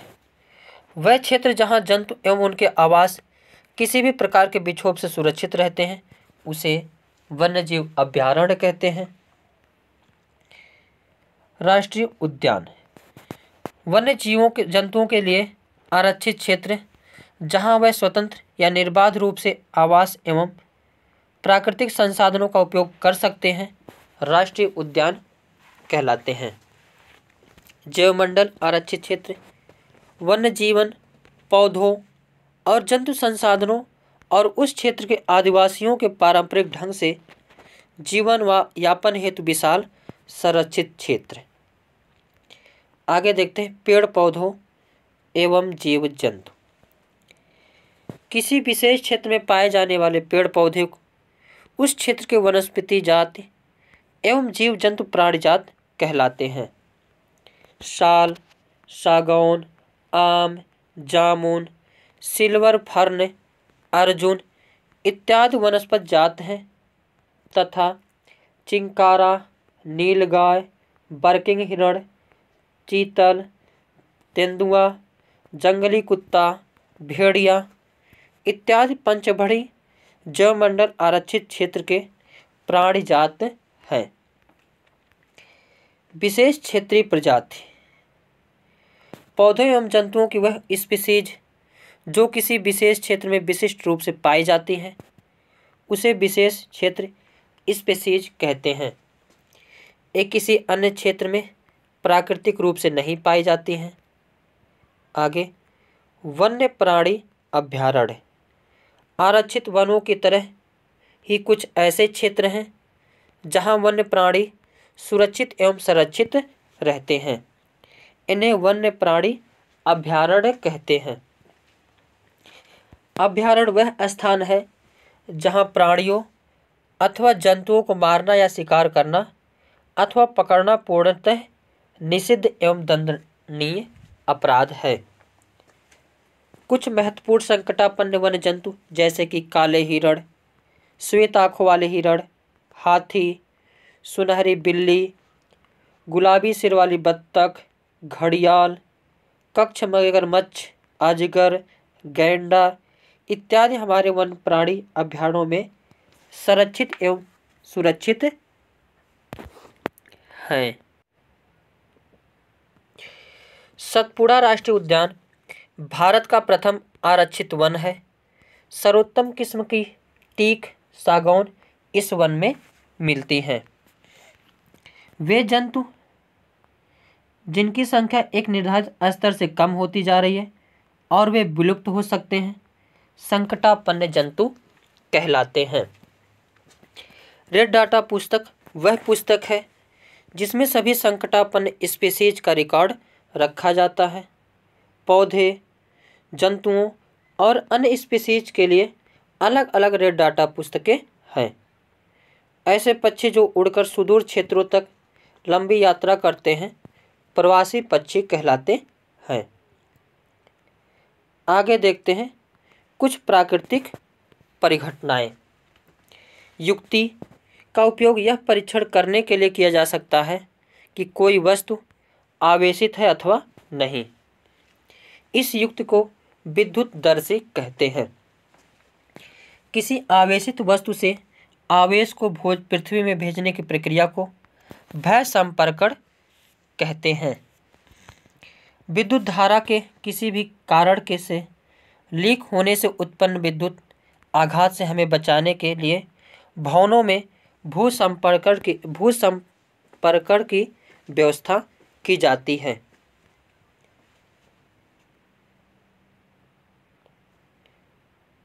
तड़ित चालक यह एक ऐसी युक्ति है जिसका उपयोग भवनों को तड़ित के प्रभाव से बचाने के लिए किया जाता है।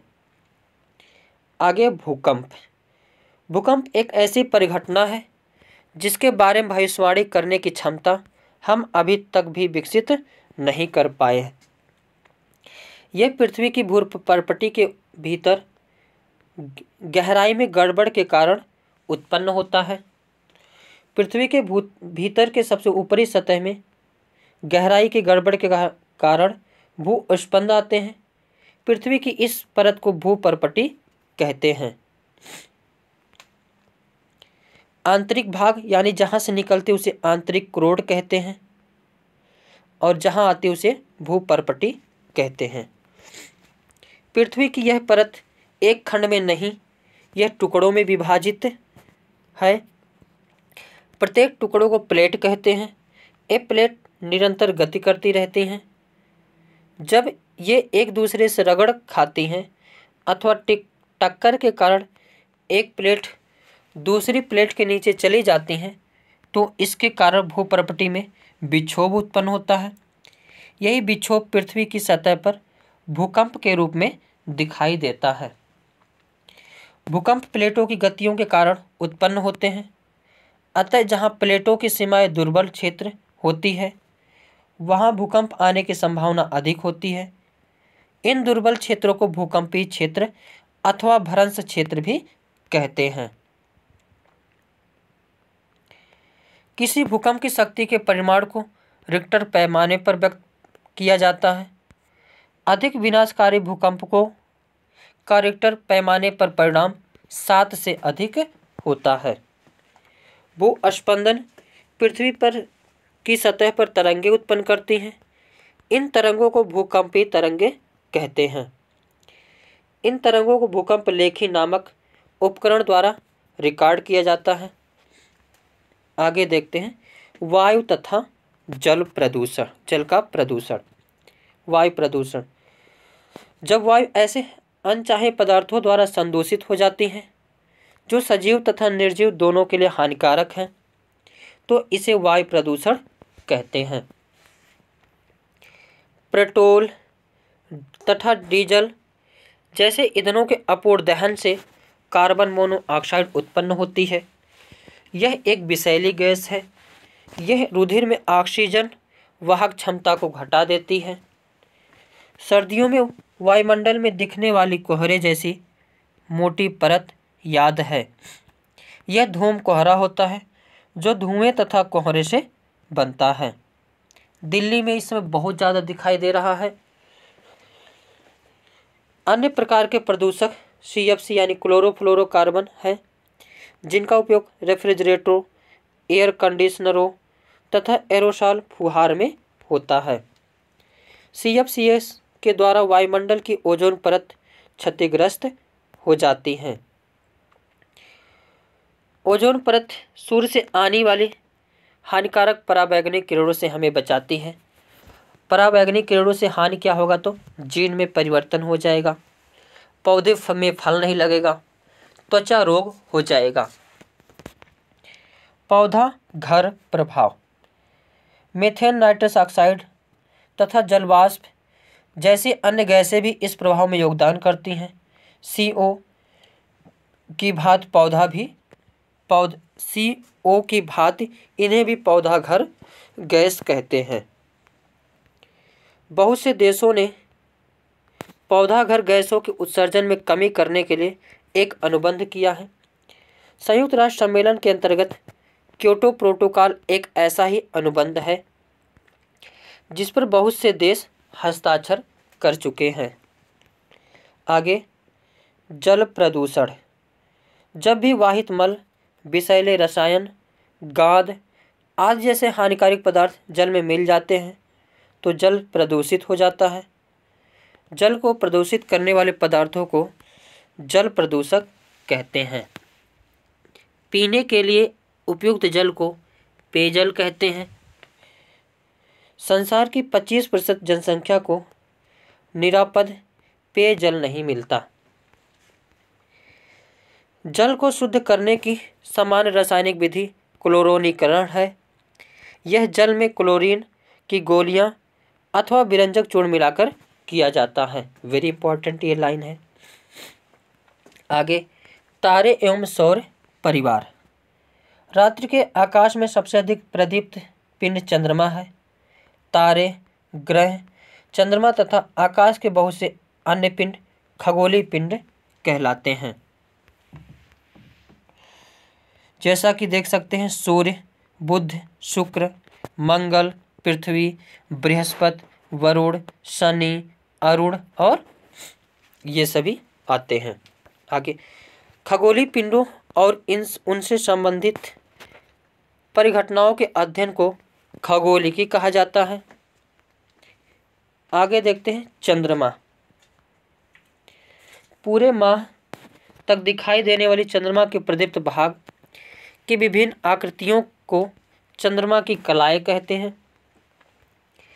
एक पूर्णिमा से दूसरी पूर्णिमा की अवधि 29 दिन से कुछ अधिक होती है।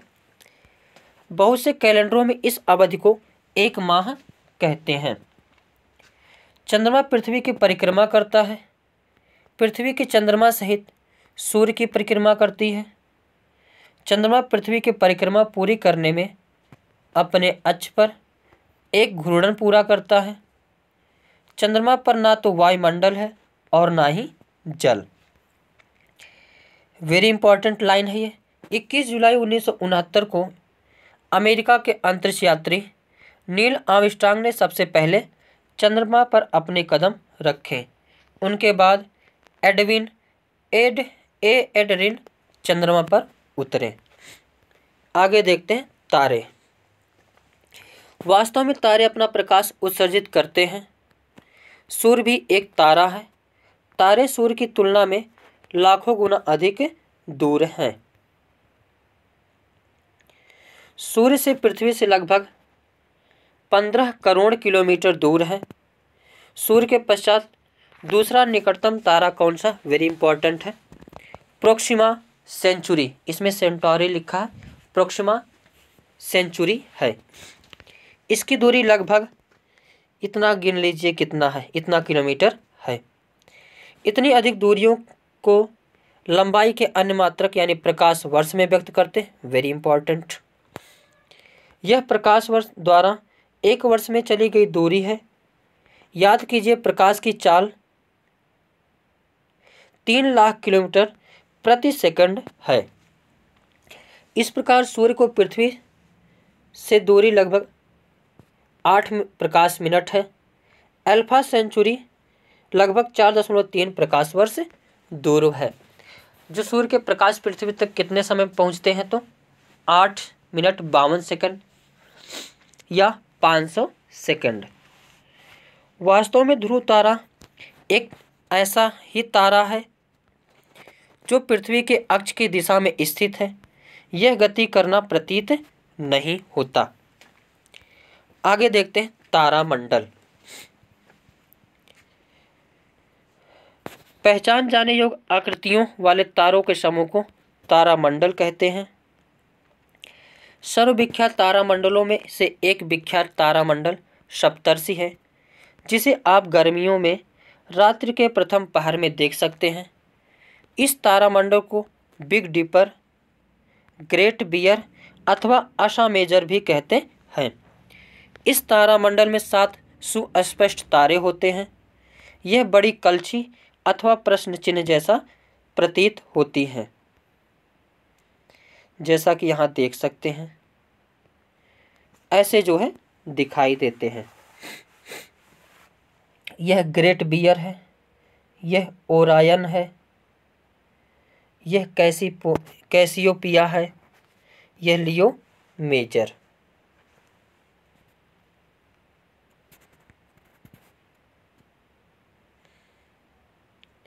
आगे देखते हैं। ऐसा रात में देखने का आप सभी लोग प्रयास करिएगा, दिखेगा। ध्रुव तारा दक्षिणी गोलार्ध से नहीं दिखाई देता। सप्तर्षि जैसे उत्तरी गोलार्ध में कुछ तारामंडल भी दक्षिणी गोलार्ध कुछ स्थानों से नहीं दिखाई देते। उत्तरी आकाश में एक अन्य प्रमुख तारामंडल कैसियोपिया है। यह सर्दियों की रात्रि में के प्रथम प्रहर में दिखाई देता है। यह अंग्रेजी के W अक्षर अथवा यम के बिगड़े विकृत रूप जैसा दिखाई देता है। सौर परिवार। सन 2006 तक सौर परिवार में 9 ग्रह थे। प्लूटो सौर परिवार का दूसरा सूर्य से दूरतम ग्रह था। सन 2006 में अंतर्राष्ट्रीय खगोलीय संघ ने ग्रह की नई परिभाषा को अपनाया, जिसके अनुसार प्लूटो ग्रहों की श्रेणी में नहीं आता। अब यह सौर परिवार का ग्रह नहीं है। सूर्य हमसे निकटतम तारा है। यह निरंतर विशाल मात्रा में ऊष्मा और प्रकाश उत्सर्जित कर रहा है। आगे देखते हैं ग्रह। ग्रह तारों की भांति प्रतीत होते हैं, परंतु ग्रहों में अपना प्रकाश नहीं होता। वे केवल अपने ऊपर पड़ने वाले सूर्य के प्रकाश को परावर्तित करते हैं। ग्रहों तथा तारों में अंतर करने की सरलतम विधि यह है कि तारे टिमटिमाते हैं, जबकि ग्रह ऐसा नहीं करते। तारों की सापेक्ष सभी ग्रहों की स्थिति भी बदलती रहती है। प्रत्येक ग्रह एक निश्चित पथ पर सूर्य की परिक्रमा करता है। इस पथ को कक्षा कहते हैं। किसी भी ग्रह द्वारा सूर्य की एक परिक्रमा पूरी करने में लगे समय को उस ग्रह का परिक्रमण काल कहते हैं। ग्रहों की सूर्य से दूरी बढ़ने पर उनके परिक्रमण काल में भी वृद्धि हो जाती है। कुछ ग्रहों से ज्ञात उपग्रह चंद्रमा है, जो उनकी परिक्रमा करते हैं। किसी खगोलीय पिंड की परिक्रमा करने वाले अन्य खगोलीय पिंड को पहले खगोलीय पिंड का उपग्रह कहते हैं।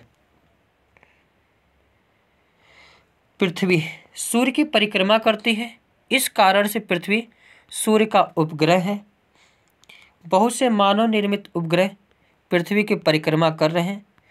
इन्हें कृत्रिम उपग्रह कहते हैं। आगे देखते हैं बुध। बुध ग्रह सूर्य से निकटतम ग्रह है। हमारे सौर परिवार का सबसे लघुत्तम ग्रह है, क्योंकि बुध सूर्य के अत्यधिक निकट है। अतः अधिकांश समय सूर्य की चकाचौंध में छिपा रहने के कारण इसका प्रेक्षण करना अत्यंत कठिन है। बुध का अपना कोई उपग्रह नहीं है। आगे शुक्र। ग्रहों में शुक्र पृथ्वी का निकटतम पड़ोसी है। रात्रि के आकाश में यह सबसे अधिक चमकीला ग्रह है। कभी कभी शुक्र पृथ्वी पूर्वी आकाश में सूर्योदय से पूर्व दिखाई देता है, कभी कभी सूर्यास्त के तुरंत पश्चात यह पश्चिम में दिखाई देता है। इसलिए इसे प्रायः प्रभात का तारा अथवा सांध्य तारा कहते हैं। सूर्य का अपना कोई उपग्रह यानी चंद्रमा नहीं है। आगे देखते हैं पृथ्वी। पृथ्वी ही सौर परिवार का एकमात्र ऐसा ग्रह है जिस पर जीवन का अस्तित्व ज्ञात है। पृथ्वी पर जीवन विद्यमान होने तथा उसकी निरंतरता बनाए रखने के लिए कुछ विशिष्ट पर्यावरणीय अवस्थाएं उत्तरदायी हैं। इनमें पृथ्वी की सूर्य से उचित दूरी होना भी सम्मिलित है, ताकि पृथ्वी पर सही ताप परिसर, जल की उपस्थिति, उपयुक्त वायुमंडल तथा ओजोन आवरण बना रह सके। अंतरिक्ष से देखने पर पृथ्वी के पृष्ठ पर जल तथा भूमि से प्रकाश के परावर्तित होने के कारण यह नील हरी प्रतीत होती है। पृथ्वी का घूर्णन अक्ष इसकी कक्षा के तल के लंबवत नहीं है। इसका अपने अक्ष पर पृथ्वी का झुकाव पृथ्वी पर ऋतु परिवर्तन के लिए उत्तरदायी है। पृथ्वी का केवल एक ही उपग्रह चंद्रमा है। वेरी इंपॉर्टेंट है। दिन रात क्यों होते हैं? तो घूर्णन के कारण, और ऋतु परिवर्तन क्यों होता है? तो झुकाव के कारण। आगे देखते हैं मंगल ग्रह। कौन सा? मंगल। अगला ग्रह जो पृथ्वी का कक्षा के बाहर का पहला ग्रह है वह मंगल है। यह हल्का रक्ताभ प्रतीत होता है, इसलिए इस ग्रह को लाल ग्रह भी कहते हैं। मंगल के 2 छोटे प्राकृतिक उपग्रह हैं। आगे वनस्पति। वनस्पति सौर परिवार का सबसे बड़ा ग्रह है।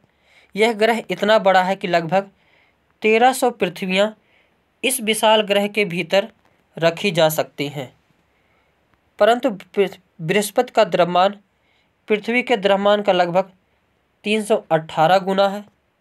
यह अपने अक्ष पर अत्यधिक तीव्र गति से घूर्णन करता है। बृहस्पति के बहुत से प्राकृतिक उपग्रह है। आगे शनि। पृथ्वी के परे शनि है जो रंग में पीला सा प्रतीत होता है। शनि के भी बहुत से प्राकृतिक उपग्रह हैं। शनि के बारे में एक रोचक बात यह है कि सभी ग्रहों में यह सबसे कम सघन है। इसका घनत्व जल के घनत्व से भी कम है।